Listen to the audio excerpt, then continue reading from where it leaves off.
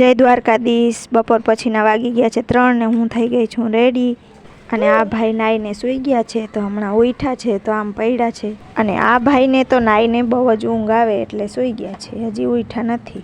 અને પછી તો મેં ગુલ્ફી મંગાવી તો અમારા ભાઈ ઉઠી ગયા છે, યુવરાજભાઈ ને કરણભાઈ તો બધાએ અમે ગુલ્ફીની મોજ માણી।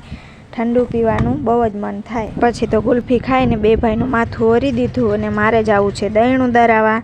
તો કરણભાઈ કહે છે મારે મેગી ખાવી છે, તો મેં કીધું જા લઈ આવ। તો કરણભાઈ અમારા જાય છે મેગી લેવા, તો પછી એને મેગી બનાવી દઉં।